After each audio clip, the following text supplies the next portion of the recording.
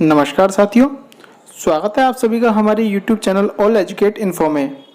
राजस्थान सरकार कार्मिक विभाग द्वारा 3 अगस्त 2021 को यह लेटर जारी किया गया है, जो कि वित्तीय वर्ष 2021-22 के लिए आयकर का परिकलन के बारे में दिया हुआ है। तो बात करते हैं हम इसकी। आयकर नियमों के अंतर्गत इस विभाग द्वारा वित्तीय वर्ष 2021-22 के लिए आप द्वारा अर्जित आय पर आयकर की गणना की जाकर आनुपातिक कटौती की जानी है। जो हमारा टैक्स की जो रेट है उनके बारे में, स्लैब के बारे में यहाँ दी गई है। एक तो एग्जाइटिंग जो है हमारी पुरानी दर है उसके बारे में दी गई है, और एक नई स्लैब जो न्यू रेट है उनके बारे में दी गई है। इसकी चर्चा कर लेते हैं। दोस्तों, जैसा कि आप जानते हैं, बजट 2020 में नई स्लैब रेट आई थी।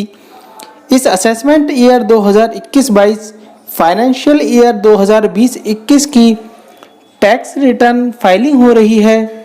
बहुत से साथी ये उलझन में है कि कौन सी स्लैब रेट चूज करें, और जो आपकी पर्सनल टैक्स स्लैब है उनमें बहुत सारी चेंजेस किए गए हैं जो आपको समझना इम्पोर्टेंट है। तो आपके सामने एक टेबल दिख रहा है जिसमें मैंने अलग अलग स्लैब लिख दी है, और उसमें आपका एग्जाइटिंग रेट यानी पहले क्या रेट था और जो नए रेट्स हैं चेंज होने के बाद वो क्या हो गए हैं और उसका बेनिफिट क्या है। उसके बाद एक कॉलम कॉस्ट का है, उसको ब्लैंक छोड़ रखा है। उसका रीजन मैं आपको बाद में बताने वाला हूं।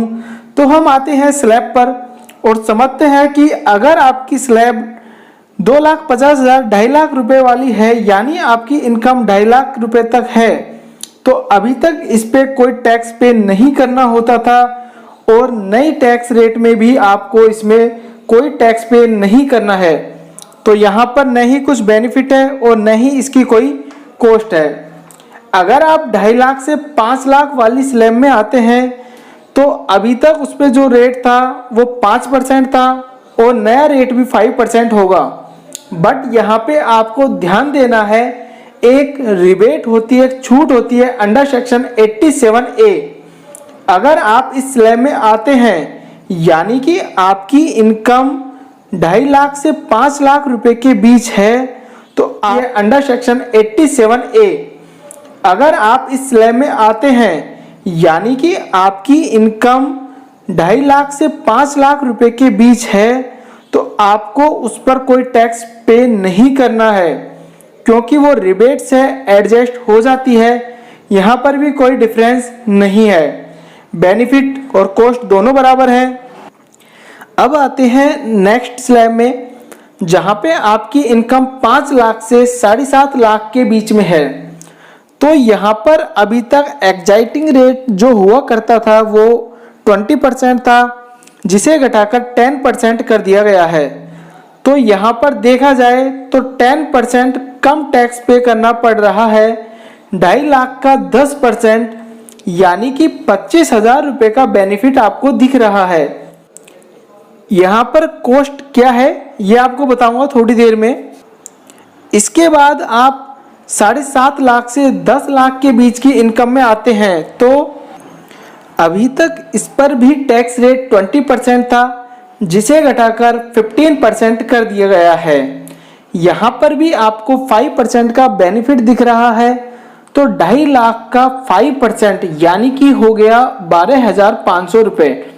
25,000 का ऊपर वाली स्लैब का बेनिफिट और 12,500 का यहाँ का, तो टोटल बेनिफिट यहाँ पर 37,500 का हो जाता है। उसके बाद अगर आपकी इनकम 10 लाख और 12.5 लाख के बीच है, तो अभी तक टैक्स रेट थी वो थी 30%, जिसे घटाकर 20% कर दिया है। यहाँ पर भी 10% का बेनिफिट दिख रहा है। तो जो 2.5 लाख रुपए है, 10 लाख और 12.5 लाख का डिफरेंस, इस पर 10% 25,000 का बेनिफिट है, और पुराना बेनिफिट मिलाकर ये हो गया 62,500 रुपये का बेनिफिट।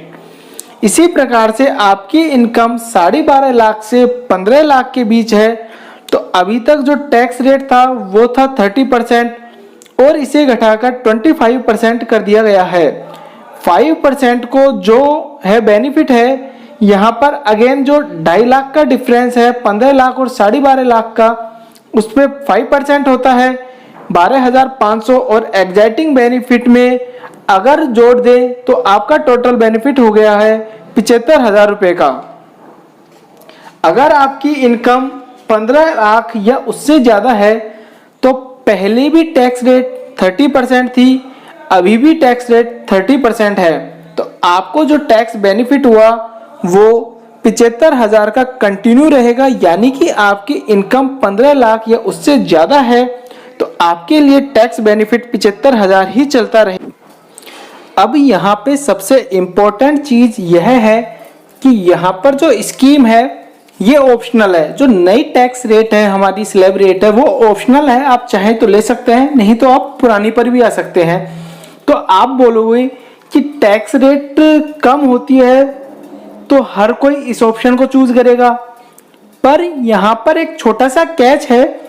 अगर आप ये नया टैक्स रेट अवेल करते हो तो आपको अपनी काफ़ी सारी एग्जेम्पशन और डिडक्शन को वेव करना पड़ेगा। यानी कि आपके लिए एग्जेम्पशन और डिडक्शन अवेलेबल नहीं होंगी।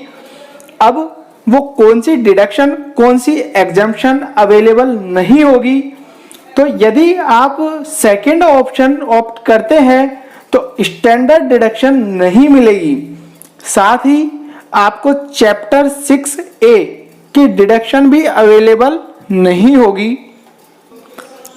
जी हाँ, अभी आप HRA क्लेम कर लेते हो, entertainment allowance, professional tax, housing loan अगर आपने लिया है तो उसका इंटरेस्ट, उसका प्रिंसिपल, सेक्शन 80C की डिडक्शन यानी कि सेविंग आप करते हो, LIC करते हो, मेडिक्लेम क्लेम आप कराते हो 80D में, एजुकेशन लोन अगर आप लेते हो 80E में, इसके अलावा डोनेशन आप करते हो, इस तरह की कोई भी डिडक्शन आपको अवेलेबल नहीं होगी।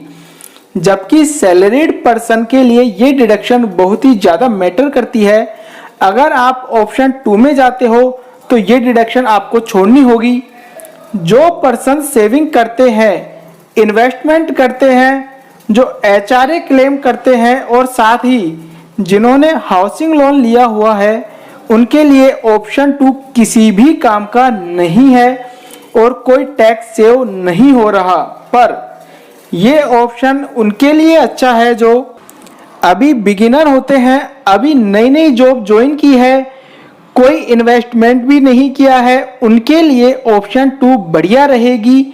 क्योंकि ये ऑप्शन उन पर्सन के लिए अच्छा है जो सेविंग नहीं करते, इन्वेस्टमेंट नहीं करते। पर हम इसमें बात कर रहे हैं अंडर सेक्शन 6A। इसमें NPS की डिडक्शन आप अलग कर दीजिए। यदि आप NPS में कंट्रीब्यूट करते हैं तो ऑप्शन 2 में भी डिडक्शन मिल, इसके माध्यम से भी आप इसे समझ सकते हैं। मैंने दोनों में टैक्स क्लेम में कॉम्परेटिव करके दोनों में तुलना करके बनाई हुई है। जो ऊपर की स्लैब है ये दोनों में डिफरेंस है, जबकि जो नीचे है रिबेट अंडर सेक्शन 87A दोनों में अवेलेबल है। स्टैंडर्ड डिडक्शन ओल्ड रिजाइम में 50,000 की है, जबकि न्यू रिजाइम में स्टैंडर्ड डिडक्शन 0 है। सरचार्ज की बात करते हैं तो सरचार्ज जो है दोनों में सेम कंडीशन में है।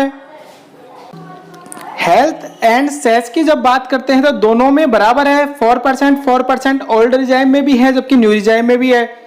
जब हम डिडक्शन 6A की बात करते हैं तो वह ओल्ड रिजाइम में अवेलेबल है जबकि न्यू रिजाइम में यह अवेलेबल। आज के वीडियो में इतना ही, फिर मिलते हैं नेक्स्ट वीडियो में। यदि वीडियो पसंद आया हो तो लाइक शेयर कमेंट जरूर करें और हमारे चैनल को सब्सक्राइब जरूर करें। धन्यवाद।